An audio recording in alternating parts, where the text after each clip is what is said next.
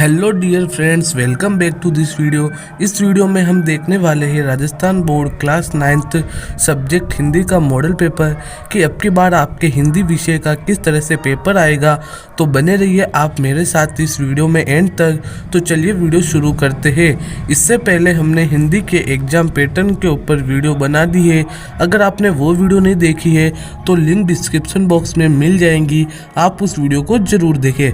तो यहाँ पर आप देख सकते हो नमूना प्रश्न पत्र 1 माध्यमिक परीक्षा 2021 कक्षा 9 Hindi sample question paper first secondary examination 2021 class 9th Hindi. और अब की बार आपका जो पूर्णांक है वो 80 नंबर का ही रहेगा। हर बार 100 नंबर का होता था, लेकिन अब की बार सरकार ने आपके 80 नंबर का ही पेपर रखा है। और आपके पास जो समय है वो है 2 घंटे और 45 मिनट। यहाँ पर आपके अधिगम क्षेत्र और अंक है, इसके बारे में हम पिछली वीडियो में बात कर चुके हैं। तो अभी हम डायरेक्ट आ जाते हैं मॉडल पेपर के ऊपर।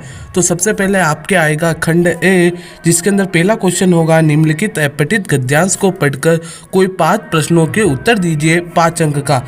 ये यहाँ पर आपको एक अपठित गद्यांश दे रखा है। इस गद्यांश को पढ़कर आपको प्रश्नों के उत्तर देने हैं। तो गद्यांश को पढ़कर प्रश्नों के उत्तर कैसे देते हैं इसके ऊपर हमने वीडियो बना रखी है। अगर आपने वो वीडियो भी नहीं देखी है तो लिंक डिस्क्रिप्शन बॉक्स में मिल जाएगी, आप उस वीडियो को भी जरूर देखें। तो इस तरीके से आपको यहाँ पर 8 क्वेश्चन पूछ रखे हैं। इनमें से आपको जो इजी लगे वो किन्हीं 5 प्रश्नों को आपको करना है। इसके बाद आपकी क्वेश्चन नंबर 2 है निम्नलिखित अपठित पद्यांश को पढ़कर पूछे गए कोई 5 प्रश्नों के उत्तर दीजिए। यहाँ पर एक अपठित पद्यांश है, इसको पढ़ने के बाद आपको यहाँ पर कुल मिला के 8 क्वेश्चंस पूछ रखे हैं। इनमें से आपको जो इजी लगे आपको किन्हीं 5 प्रश्नों के उत्तर देने हैं। इसके बाद आपके आएगा खंड 2 जो कि 18 अंक का रहेगा। इसके अंदर आपका तीसरा क्वेश्चन होगा कि अपने विद्यालय के प्रधानाचार्य को एक प्रार्थना पत्र लिखिए जिसमें पुस्तकालय से पाठ्य पुस्तक दिलवाने का निवेदन किया गया हो, अथवा में है कि अपने मोहल्ले में व्याप्त गंदगी के संबंध में नगर पालिका को एक शिकायती पत्र लिखे। ये दोनों एप्लीकेशन मोस्ट इम्पोर्टेंट है और आपको अच्छे से याद करनी है। मैं आपको ऊपर वाली जो एप्लीकेशन है पाठ्य पुस्तक दिलवाने वाली, उसका आंसर आपको दिखाता हूँ। तो सबसे पहले आपको लिखना है सेवा में। इसके बाद श्रीमान प्रधानाचार्य महोदय, स्कूल का नाम नहीं लिखा हुआ है तो आप अपने स्कूल का नाम लिखे। इसके बाद आप अपने जिले का नाम लिख दीजिए।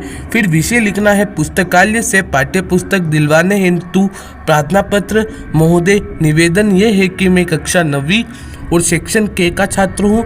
मुझे पुस्तकालय से विज्ञान की मैगजीन एवं कुछ अन्य उपयोगी पुस्तकें चाहिए।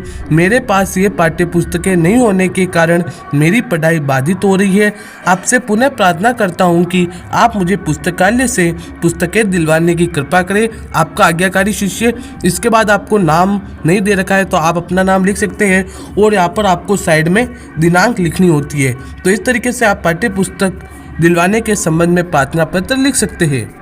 इसके बाद क्वेश्चन नंबर 4 है कि निम्न में से किसी एक विषय पर 300 शब्दों में निबंध लिखिए, जो कि 9 नंबर का है।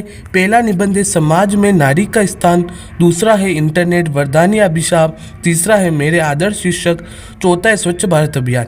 ये चारों निबंध मोस्ट इंपॉर्टेंट है और मैं आपको जो दूसरा निबंध है इंटरनेट वरदान या अभिशाप, इसका निबंध दिखाता हूँ। तो आपको निबंध किस तरह से लिखना होता है, सबसे पहले आपको पॉइंट्स तैयार करने होंगे। पहला पॉइंट्स लिख सकते हो आप प्रस्तावना, दूसरा इंटरनेट प्रणाली, तीसरा इंटरनेट का प्रसार, चौथा इंटरनेट से लाभ एवं हानि। इसके बाद 5वां लिख सकते हो आधुनिक जीवन में उपयोगिता और उपसहार। तो इस तरीके से आप इंटरनेट की उपयोगिता पर निबंध लिख सकते हैं। और मैं वापस बोल रहा हूँ कि ये चारों निबंध इंपॉर्टेंट है, इन चारों निबंध को अच्छे से तैयार कीजिएगा। फिर आएगा आपके खंड 3 जो कि 12 अंक का होगा, जिसके अंदर आपका 5वां क्वेश्चन है कि रचना की दृष्टि से वाक्य भेद का एक उदाहरण दीजिए या फिर वाक्य की परिभाषा देते हुए वाक्य के भेद लिखिए। तो चलिए अब देखते हैं इसका आंसर। तो क्वेश्चन नंबर 5 का आप आंसर लिख सकते हो राम बाजार जा रहा है, आपको एक उदाहरण देना था। इसके बाद क्वेश्चन नंबर 6 है कि निम्न शब्दों के पर्यायवाची शब्द लिखिए। कनक, गणेश, जल, अश्व। इनमें से आपको किन्हीं भी 2 शब्दों के पर्यायवाची लिखने हैं। तो आप जल के पर्यायवाची लिख सकते हैं वारी, पानी, नीर, और अश्व के लिख सकते हैं तुरंग, घोड़ा, हई। इसके बाद क्वेश्चन नंबर 7 है कि निम्न शब्दों के विलोम शब्द लिखिए। कोई 2 आई, आकाश, आगमन, दुर्गम, इनमें से आपको किन्हीं दो शब्दों के विलोम शब्द लिखने हैं। तो आई का विलोम शब्द होता है व्यय, दुर्गम का होता है सुगम। इसके बाद क्वेश्चन नंबर 8 है कि सूती समा भिन्नार्थक शब्द कोई एक, पहला है भाग भाग्य, दूसरा है कुल कुल, ये है सम भिन्नार्थक शब्द। मैं आपको भाग और भाग्य का समा भिन्नार्थक शब्द दिखाता हूँ। तो जो भाग होता है उसका अर्थ होता है हिस्सा और जो भाग्य होता है उसका अर्थ होता है तकदीर। फिर क्वेश्चन नंबर 9 है कि मुहावरे का अर्थ बतलाते हुए वाक्य में प्रयोग करना है। कोई दो आंखें बिछाना, घाघर में सागर बनना, ईद का चांद होना, 9 11 होना। तो चलिए अब मैं आपको इनमें से किन्हीं दो का मुहावरे का अर्थ और वाक्य में प्रयोग बतलाता हूँ। तो घाघर में सागर बनना का होता है थोड़े से शब्दों में बहुत अधिक भाव व्यक्त करना। प्रयोग, उस व्यक्ति ने मंच पर आने के बाद तो मानो जैसे घाघर में सागर ही भर दी। आप अपने शब्दों में भी और कोई दूसरा वाक्य तैयार कर सकते हैं। 9 11 होना का मतलब होता है भाग जाना। प्रयोग, पुलिस को देखते ही चोर 9 11 हो गए। ये तो हम बचपन से ही पढ़ते आ रहे हैं। इसके बाद आएगा आपके खंड 4। निम्नलिखित गद्यांश को पढ़कर आपको कोई 3 प्रश्नों के उत्तर देने हैं और 6 अंक का है। मैं वापस बोल रहा हूँ कि आप अपठित गद्यांश और पद्यांश को कैसे सॉल्व करते हैं उसकी वीडियो बना रखी है, आप उस वीडियो को जरूर देखें। तो ये अथवा में है वापस। फिर क्वेश्चन नंबर 11 है कि निम्न में से किन्हीं 3 प्रश्नों के उत्तर देने हैं और शब्द सीमा लगभग 40 शब्द है और जो प्रत्येक प्रश्न है वो 2 अंक का है। तो मैं आपको यहाँ पर 4 क्वेश्चन दे रखे हैं। उनमें से जो पहला क्वेश्चन, दूसरा क्वेश्चन और तीसरा क्वेश्चन है, इन तीनों क्वेश्चन के आंसर दिखाता हूँ। तो आपका जो पहला क्वेश्चन है उस क्वेश्चन का आंसर आप इस तरीके से लिख सकते हो, आपको स्क्रीन पर आंसर दिखाई दे रहा है। फिर दूसरा क्वेश्चन है, इस क्वेश्चन का आंसर आप इस तरीके से लिख सकते हो। और हिंदी में कोई भी आंसर फिक्स नहीं होता है, लैंग्वेज होती है, आप अपनी लैंग्वेज से भी लिख सकते हैं। फिर ये तीसरा क्वेश्चन, इसका आंसर। फिर क्वेश्चन नंबर 12 है कि निम्नलिखित पद्यांश को पढ़कर किन्हीं 3 प्रश्नों के उत्तर दीजिए। वापिस वो का वो ही आ चुका है, वीडियो देख लीजिएगा, आपका काम हो जाएगा। फिर क्वेश्चन नंबर 13 है कि निम्न में से किन्हीं 3 प्रश्नों के आपको उत्तर देने हैं। शब्द सीमा 40 शब्द और अंक है वो 6 अंक है, मतलब प्रत्येक प्रश्न 2 अंक का है।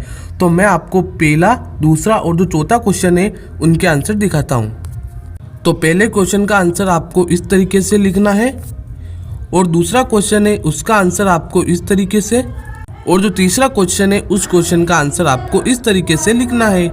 इसके बाद आपके आ चुका है खंड 5।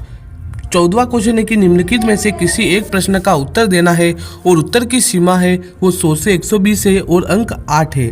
अपनी देखी सुनी किसी आपदा का वर्णन करना है या फिर माटी वाली कहानी के उद्देश्य पर प्रकाश डालना है। तो माटी वाली कहानी के जो उद्देश्य है वो ये है और ये मोस्ट इम्पोर्टेंट क्वेश्चन है। अच्छे से ये 1 2 3 4 5 6 ही पॉइंट को याद कर लीजिएगा।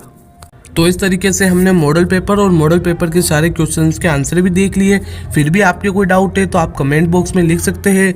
और अगर वीडियो पसंद आई है तो इस वीडियो को लाइक करें, शेयर करें और चैनल पर पहली बार हो तो चैनल को सब्सक्राइब करने के साथ ही पास में आने वाले बेल आइकन को भी प्रेस करें, जिससे आपको आगे आने वाली सभी वीडियोज़ की नोटिफिकेशन सबसे पहले मिले।